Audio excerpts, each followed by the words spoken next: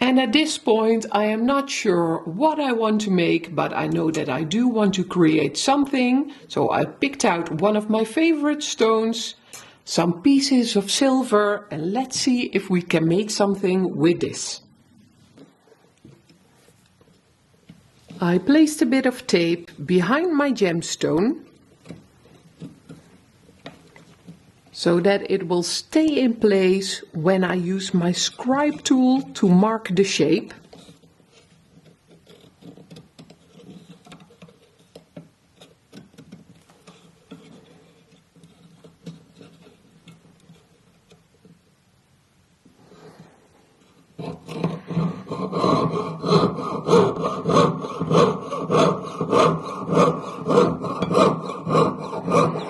Now, my piece of silver is quite thin, so maybe I'm just going to go for a necklace, because then this doesn't have to be any thicker.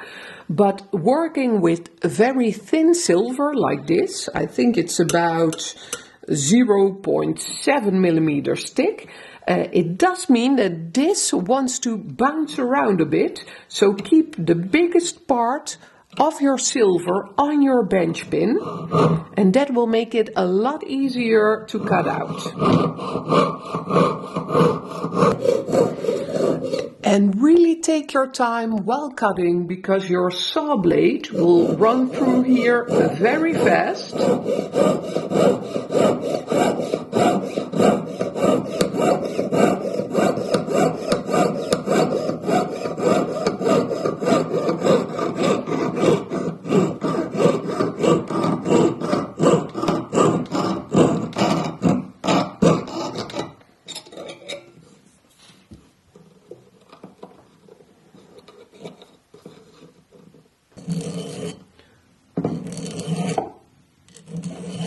I'm going to smooth the sides out with a file, making sure I can see what I'm doing. So I am going to file up to the line we just scribed. And as you can see, I am only applying pressure while moving forward.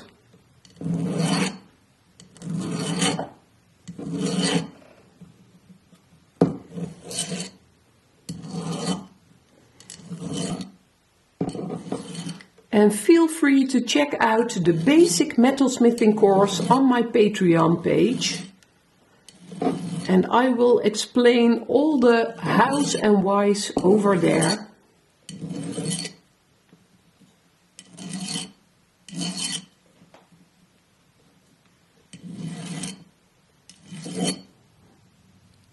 Make sure to always check your work in between, and I think we have the right shape for this. I'll clean up the sharp edges with a sanding stick.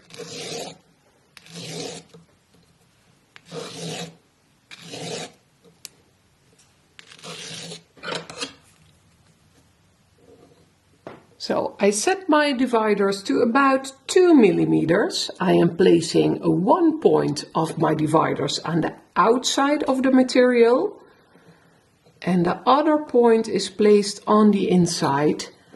And now I can scribe an even line all the way across my silver piece, which is going to be the backplate of my piece of jewelry.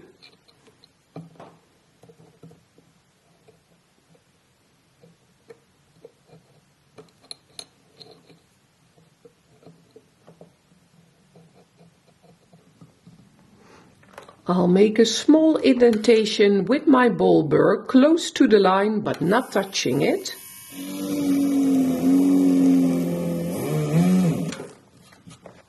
And now I can drill a hole without fearing that my drill will slip away. Always lubricate your drill. And I can now place my design on my saw blade.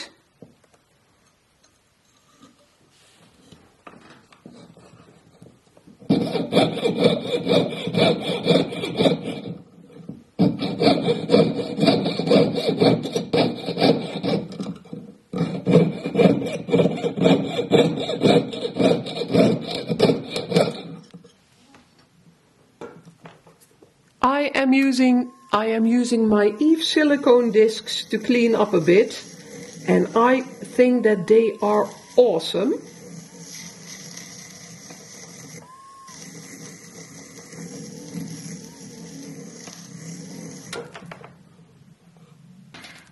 I will give both sides a quick sand, and if you are interested in one of the products that you can see in my videos, such as the Eve silicone discs, then hop on over to www.estona.nl, which is my website, and on the supplier page I have some great discount codes for you, so feel free to check them out. And with those codes you can get discounts up to 10%. And checking out to see how the silver will match the stone, and I think this is going to be gorgeous, and we're already halfway there. And let's decide where our prongs are going to go. I like to use a template like this just because it's very easy, but of course you can just draw a circle with a couple of lines on a piece of paper as well.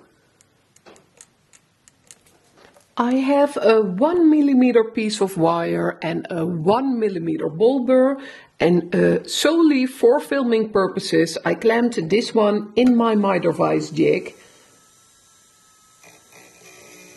As you can see, taking my time.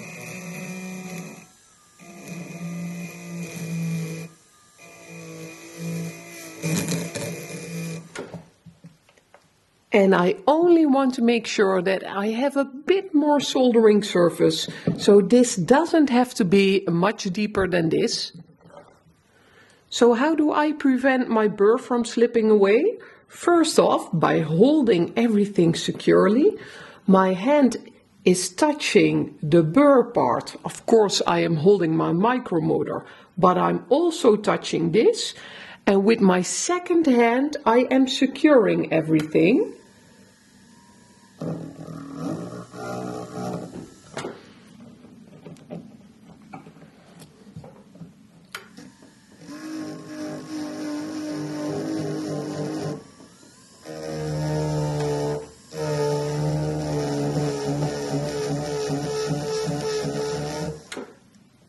And by taking my time, I can get to this result.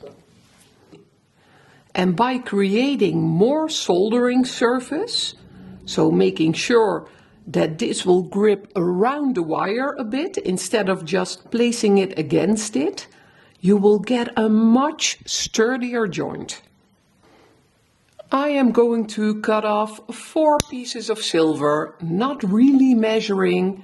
I think they are about 1 centimeter to 1.5 centimeters. I have a vermiculite soldering block, which is great because you can just drill some holes in there. I can stick my prong in, place my piece against it, and I can solder.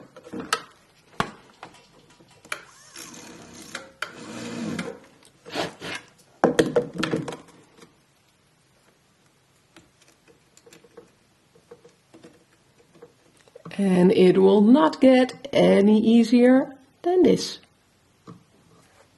And this is the point where we can still easily alter our design.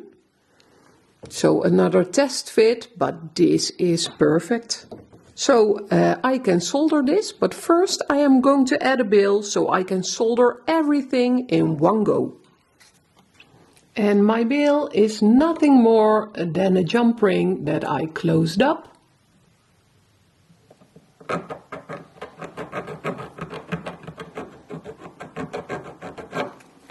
And round it out a bit so it will fit the shape of my pendant.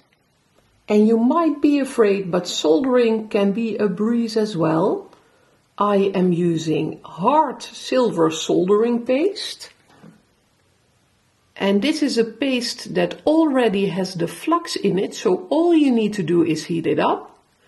And you can really use this with fine objects, such as this pendant. And if you are using bigger objects, I would prefer regular solder. So just a bit of solder.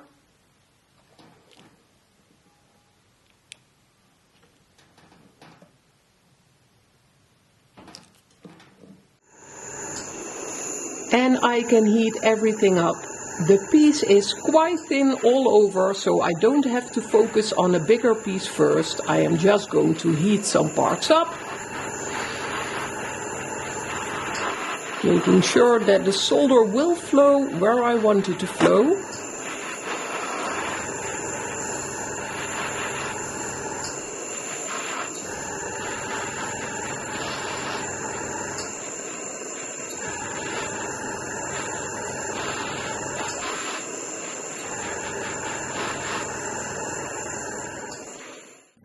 I am going to place this in the pickle solution, and afterwards we are going to cut off these ends, sand it down a bit, and we can already place our stone in the pendant.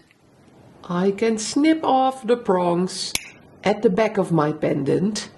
And for those of you who are paying a lot of attention, I did decide to change it up and use a thicker backplate. So this one is 1 millimeter, just to give it a more luxurious look.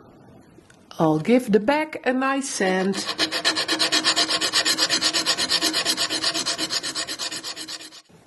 And I'll clean up the inside as well, again using the Eve silicone discs. And this is super easy.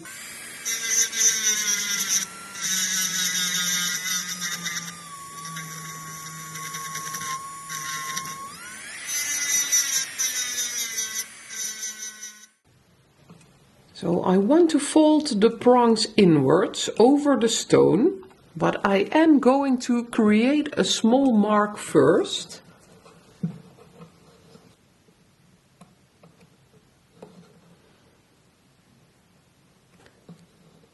And I am going to use that mark to create a small initial bend.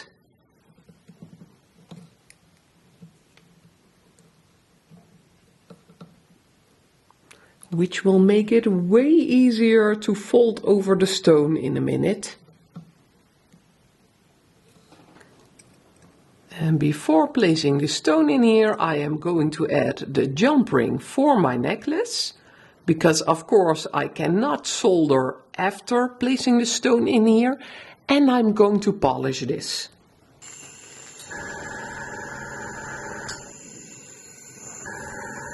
I placed some hard silver solder on my jump ring. And that's the only part I have to heat up right now.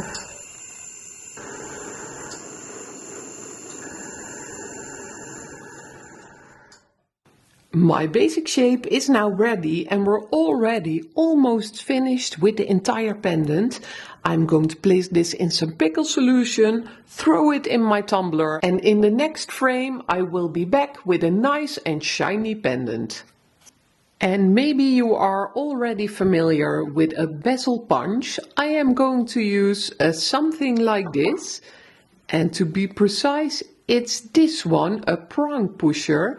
And this already has a small slot in here, which I can place on my prong and easily push it inwards without the prong slipping away.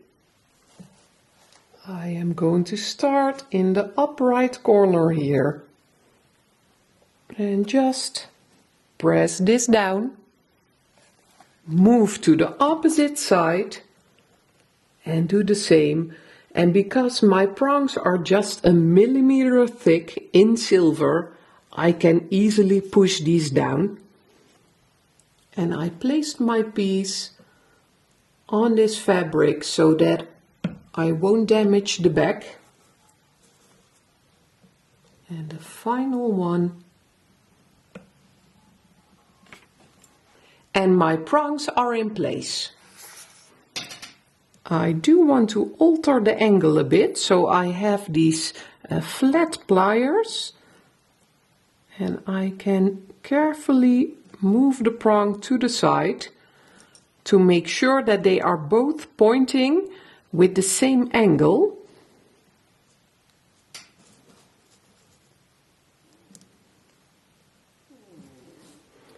And I'm going to use my pliers to cut these prongs off. And I know that my dendrite can take a little bit of pressure and it won't get damaged easily. If you do have a stone that damages easily, then please be very careful with, actually with all of the steps, but especially with these.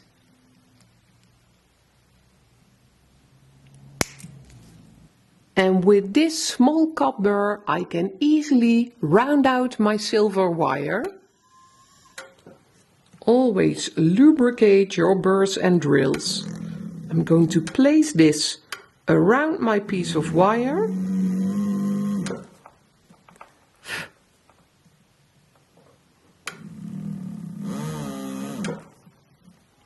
And I now have a nicely rounded prong.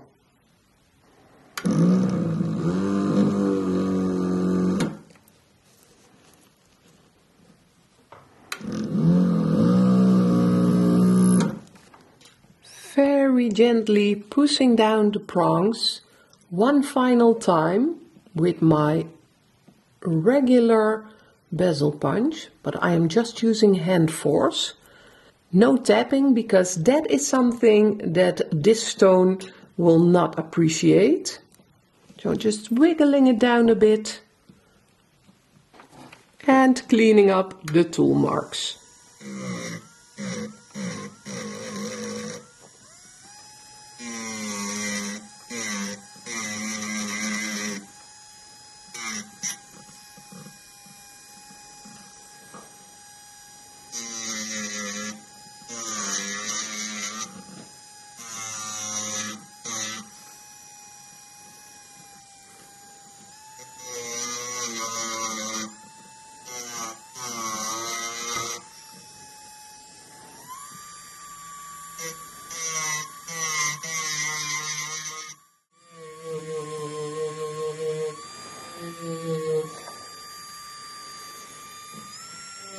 And a final polish. And then I get to show you the end result of today's effort. And here it is, one beautiful dendrite set in a very simple design. And I am quite sure that this will sell quickly in my web shop. But I am going to look for a necklace first before I'll drop it in there.